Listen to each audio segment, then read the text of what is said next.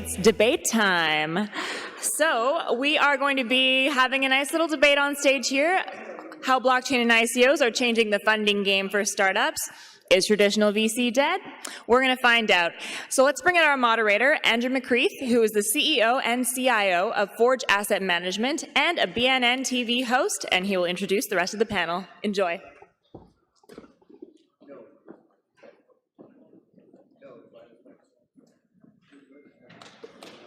Good morning.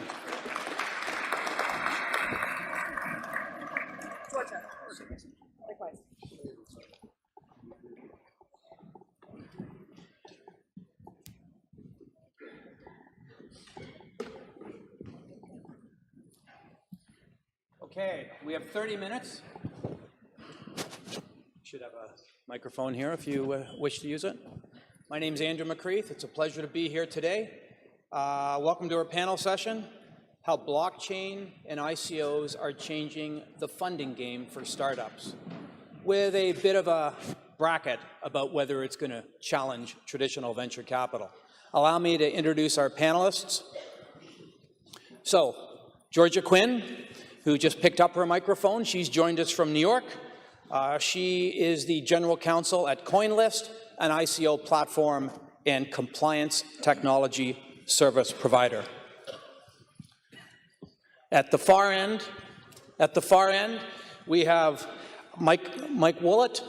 He is a successful entrepreneur, and currently he is the Chief Executive Officer of the Canadian Venture Capital Association and the CEO of the Private Equity Association of Canada. We also have Kevin Hobbs.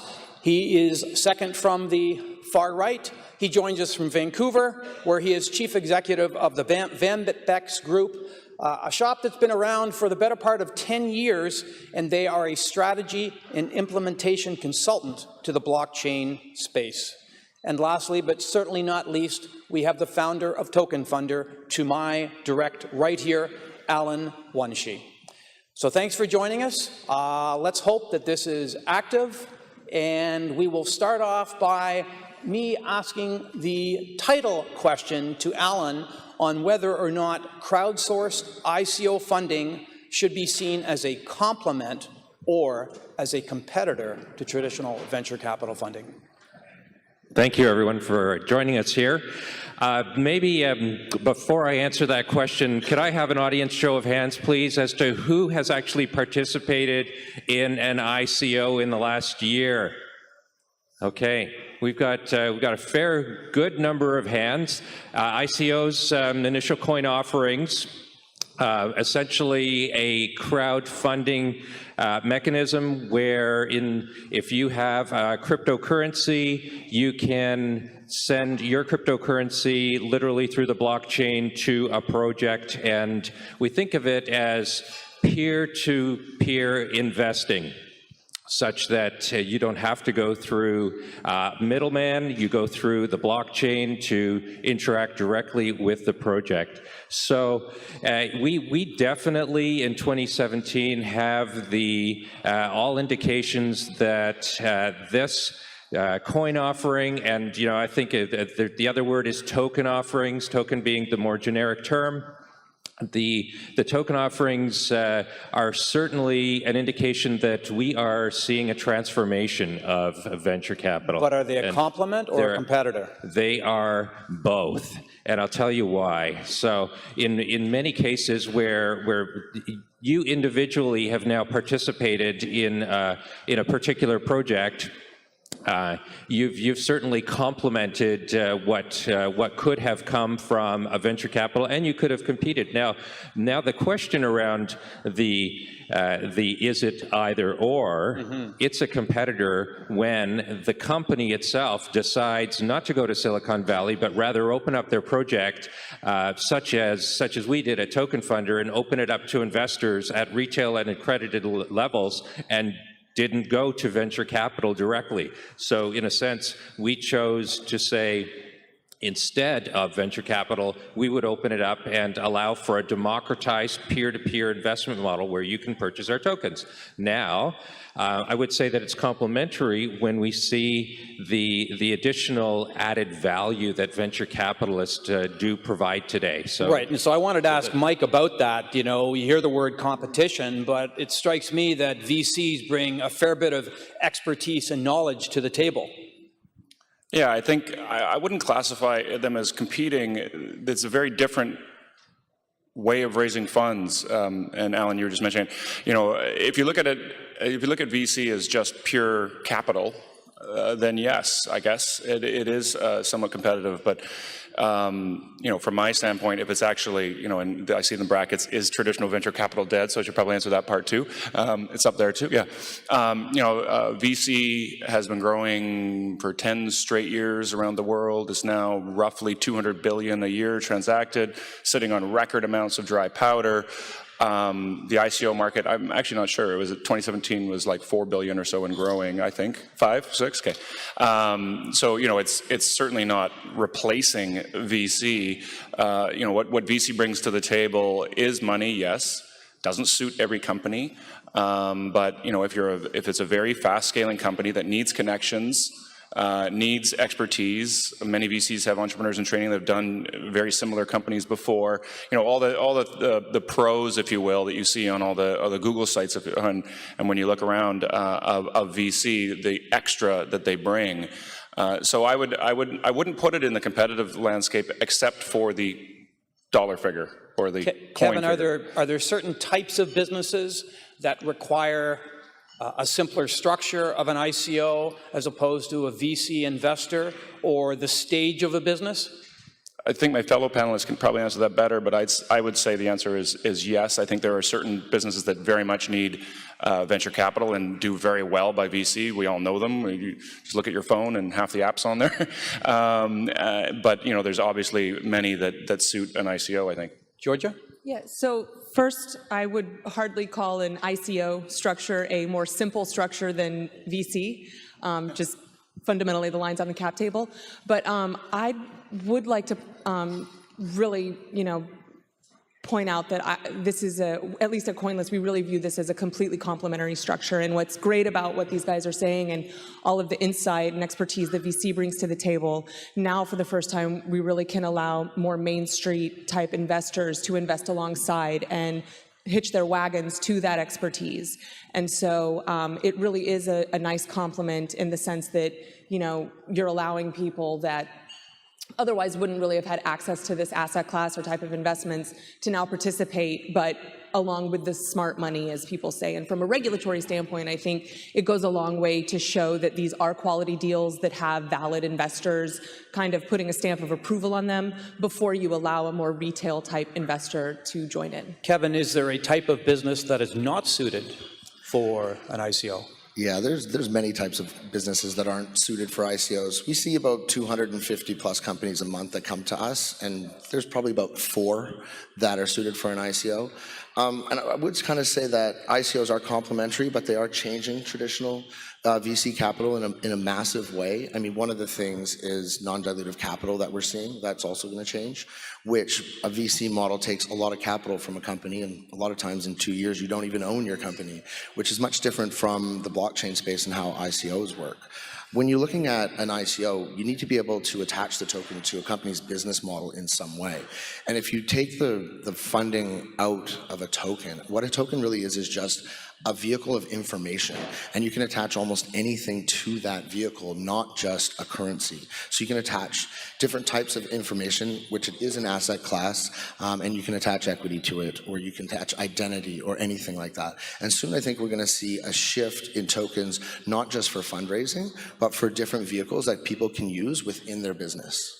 So there seems to be general consensus that it's a complement as opposed to a competitor to traditional venture capital for several different reasons, as you've heard from our panelists. I'd like to shift things along now, and yes, I saw Fred's slide with respect to the internet and blockchain.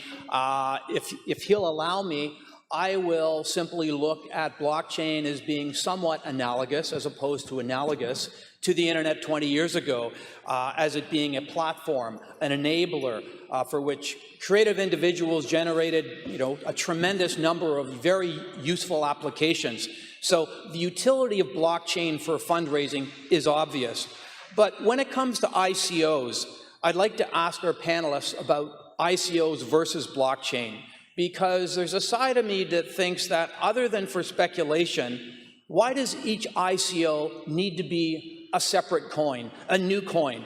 I'm wondering whether it defeats the purpose of the original intent of using blockchain as a permanent, trusted, and efficient intermediary for fundraising. Georgia? Sure. So I don't really see the dichotomy here as like token versus blockchain, because the blockchain is an intricate part of the token that's being issued. The reason for a distinct token is because there is a distinct network and a distinct use for that token within whatever it is that the company is developing. So I think it's also important that we are very clear, and other speakers have mentioned this already today, that we distinguish between Bitcoin and other cryptocurrencies and blockchain technology.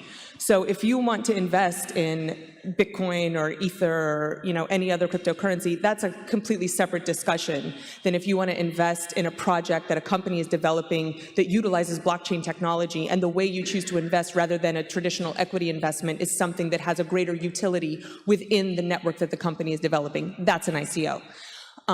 So really, I don't think the distinction between a token and blockchain is a real argument. But with 46% of 17's ICO offerings having failed, aren't there a multitude of tokens that are already out there that could be used as a financing vehicle without needing to have that element of speculative nature built into them being a new coin offering? Oh, far more than, what did you say, 46?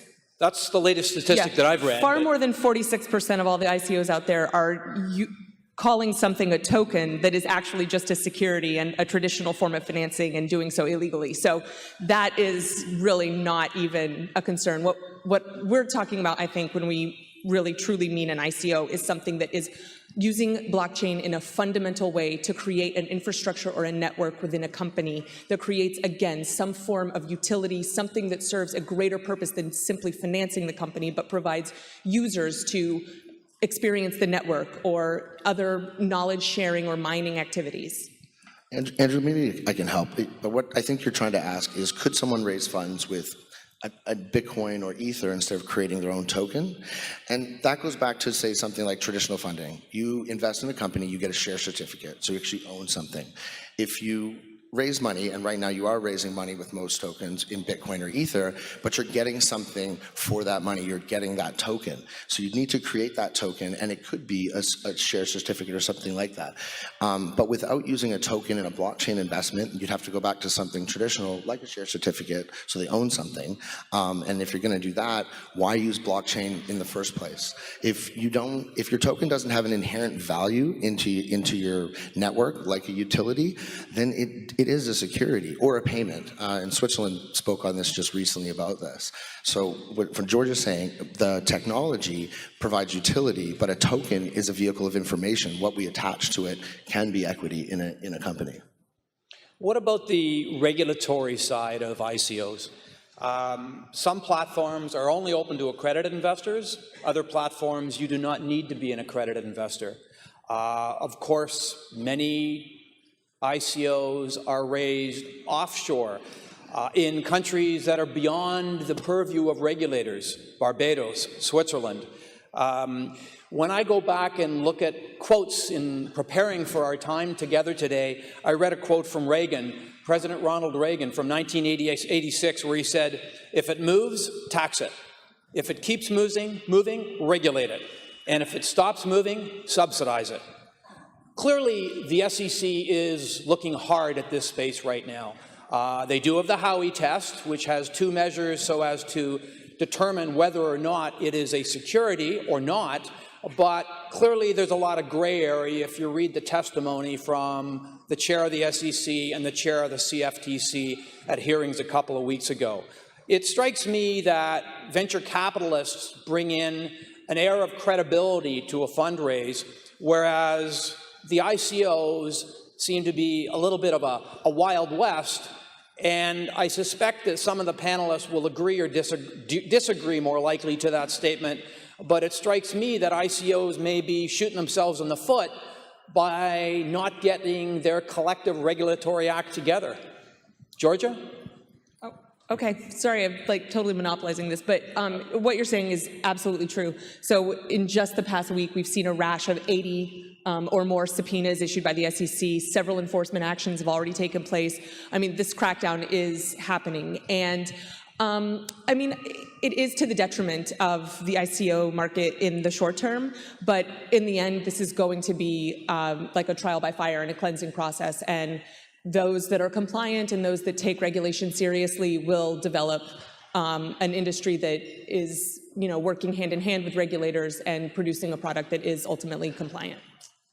So I'll add a little to that. So we had worked with the regulators here in Ontario for an entire year to get something that would work in Canada, and it's definitely the Wild West. First of all, I totally agree with that. Outside of the regulated, if you will, let's just call it North American regulatory environment, because you could take any one of us. Let's just do this. If I went offshore and I my ICO running, and every one of you participated in my ICO, and I had no idea anything about you, how do I know that it's a suitable investment for you at the end of the day? I actually don't. So I have no idea where your money's coming from or where the money's coming from. And this is essentially kind of the business risk that these ICOs have taken by desiring or choosing not to work in a regulated environment, because they basically said we don't really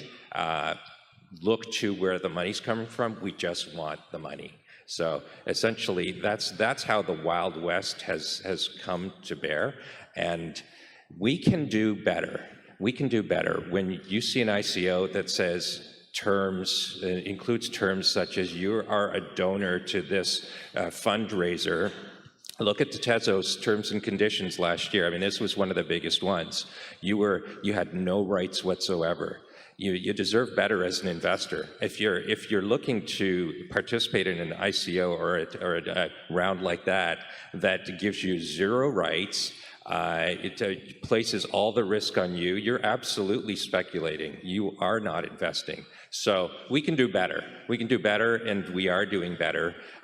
There's an approach that we can bring KYC, AML into this equation, and that's what we're doing as a company that chooses to build in Canada, by the way, so that you can have a safer environment. Because ironically, as the blockchain is supposed to engender trust, in many of these ICOs, it's difficult to frankly trust where that funding is going, because it's frankly very murky as to who's doing insider trades on these new coins and tokens and who has the majority interest. You just have no idea. That's why in an unregulated space, it actually is the Wild West today.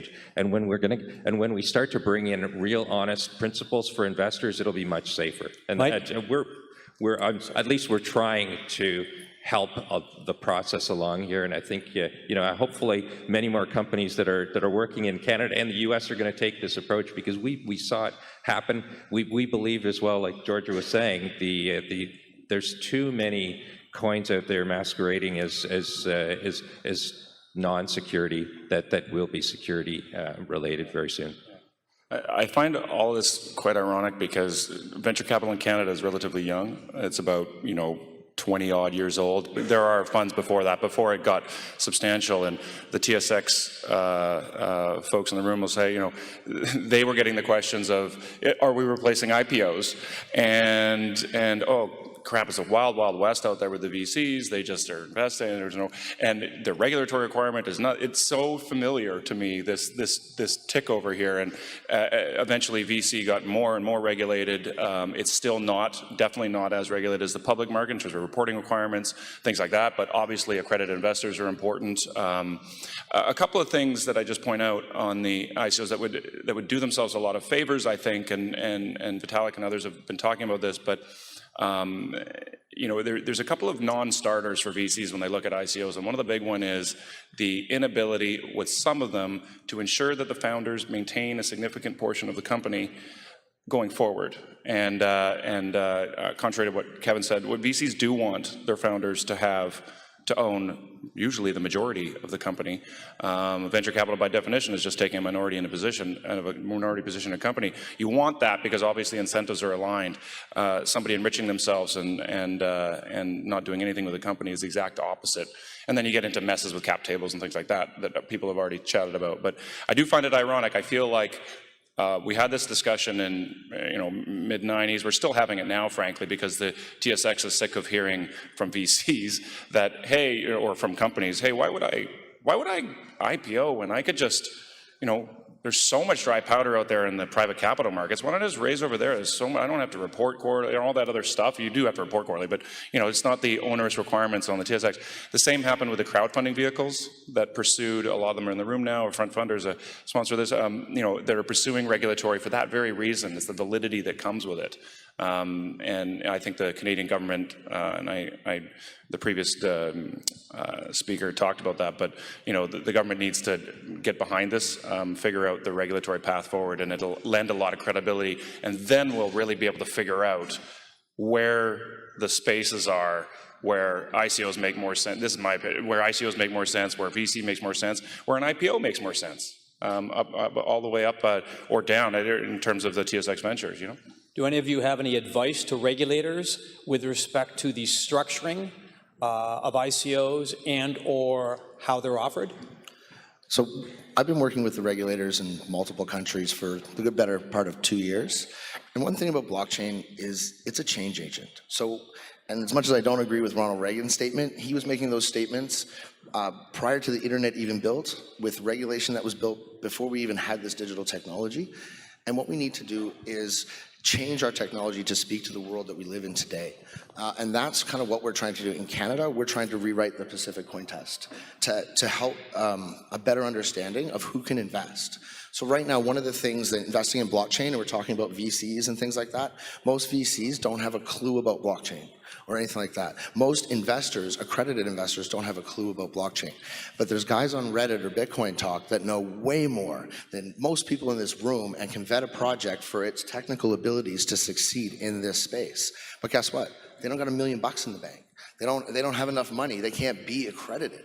And right now, that's the only way you can be accredited. The other part of it is the jurisdictional risk. Our regulation are built in different jurisdictions. The internet allowed us to grow and be global. So why not allow a company to go out and raise money globally? The biggest failure point in most startup companies, and all blockchain companies are startup companies, is the lack of capital. They don't get enough money. ICOs have changed that. They allow a global investment group, which gives you evangelists, it gives you customers, it gives you people who are going to be talking about your product and using it all over the world. And that's something that other things that VCs don't do. They don't put you in front of the world like blockchain does. Our internet has given us social networks that we never had before. And we need regulation that speaks to our current environment, not to the one that was 40, 50 years ago before this existed. Georgia? Yeah, Alan? just a couple points on that. I agree 100% about having some form of, global regulatory regime for this, because this is truly a global technology and has far-reaching global, consequences. Good luck with that. So I think one, solution, which is a bit of a hack, but is to kind of patchwork amongst different regulators and different jurisdictions, and look to the jurisdictions that have the expertise and have been working in this area and trying to develop, and really try to form at least some kind of unified structure where you can at least, operate in 10 or 15 different jurisdictions and raise money or conduct your ICO and know that you'll be safe and you'll be operating compliantly. And then just to add on to that kind of list of things from a regulatory perspective that I think would be really helpful is some form of guidance as to a security token versus a utility token. Does a utility token even exist? Is it possible? It would be great to get some like safe harbor or list of qualifications that a company can rely on when developing their technology and developing their instrument, be it a token, be it a utility token or a security token. And then just the final piece is the secondary market. And this, people just overlook this. They just assume that once these tokens are issued, they're going to be completely liquid on a global scale, and that's just not the case. To the extent they're a security token, there are regulations required. They have to be listed on a public exchange, or they have to be traded in an exempt offering, in an exempt transaction. And so people, they get so focused on the ICO moment where they're doing the initial offering that they don't realize that the real, elephant in the room is how are these investors going to have liquidity and trade their tokens, be they utility or securities. So that's what about dispute mechanisms for the retail investor that invests in a token? Sorry. So we do need to have dispute mechanisms. We do need to have retail protections if you're talking about a utility or a security token. We don't have that in place right now. There's none that I know of that there is a dispute regulation, except for actually in Switzerland. So Switzerland has come out with just recent guidance, and they do payment tokens, utility tokens, there are some in the world, and asset class tokens. And not according to the SEC. But this is why we need change. And this is the whole reason why we need, according to the SEC, Beanie Babies could be a security. Same with baseball cards, same with cars, pre-sale condos, and we can go on and on about this. I might sell you my suit, and that might be a security. So these are the things that we need to change. And it's not, blockchain's not here to fit in our current systems. The same with the financial industry. It's going to completely change that, and for very good reason. But we do need to protect investors, but we also need to allow more people in. Having a different accreditation will have different dispute mechanisms, and it'll also help close the gap between the very rich accredited investors and the guy on the street who should have the same opportunities because he's so invested mentally in a project, and he can't do it if we are still under our same laws. So, yeah, I mean, right now the dispute mechanisms that exist are plaintiffs' attorneys filing class action lawsuits, the SEC having enforcement actions, and then whatever contractual rights you may have gotten in your offering. And so to the extent you were, a retail investor, it's probably not much. Well, I think so there are a couple of thoughts to kind of wrap up. First of all, I think I want to echo what Georgia said. The liquidity component of these security tokens is something that we need to see some more experimentation and/or expansion around. Because the currently security tokens have some limitations, and we need to expand that. We need to see some more around this, and we clearly have essentially monopolies in our trading markets today, and I think going forward we won't need those monopolies as long as token issuers such as ours, and you won't see TokenFunder's token actually listed on a traded exchange right away, because we don't intend to be listed on a traditional exchange. We'll be listed in a different way and tradable in a new form and fashion. Because we believe that we can expand this liquidity of tokens in the future, and so we need to see the regulators actually expand marketplaces and expand this liquidity for security tokens when we see much more of them going forward. We do have dispute mechanisms already, so if anyone disputes anything that happens with respect to TokenFunder, we actually have to report it to the OSC. So there's specific guidelines around that, being a regulated entity, and so therefore investors can rely on the fact that there's actual accountability and oversight of the operations, in our case anyway, because there's all kinds of ICOs that don't have that kind of oversight today. And finally, I think as we back to the what can we do in terms of the kind of the regulatory environment. I certainly believe that we should have, we need to see more experimentation and some relaxation of all the strictness around it. We have, I mean, we've been given specific exemptions because we push for exemptions. We want to innovate, but there's a real tension between, innovation and regulation, and we're seeing some good, good news coming out of the OSC, and the OSC sponsored us to the Canadian level, and that allows us to go international. So the indications are trending in the right direction. We want to see more of that. May I just ask one last question so that I can finish up our panel session on time? And if I could quickly ask each and every one of you, what happens after the current hype cycle in cryptocurrency ends? Will this cause a reversal in ICO funding? I think I know what the answers are going to be, but may I ask you, Mike, to start off with? Yeah, I think it'll definitely slow down, but I'm not the expert here. I think it would definitely slow down as the currency comes off. I guess that's a heightened value, but at the same time, just because less people would jump in, at the same time, I'm really looking forward to talking about blockchain that isn't about these things, because there's so much more applications of blockchain, period, that are amazing. So Mike, a slowdown. Yeah. We're just running out of time here, so a slowdown, but it'll continue. Yeah. Kevin? Yeah, I mean, we're in tulip mania right now. It is going to kind of come down. We've already seen a slowdown at the beginning of this year in ICO funding. Things will slow down. We will get better educated. We will pick better projects, and a lot of the crappier projects are going to fall away. So a slowdown. Georgia?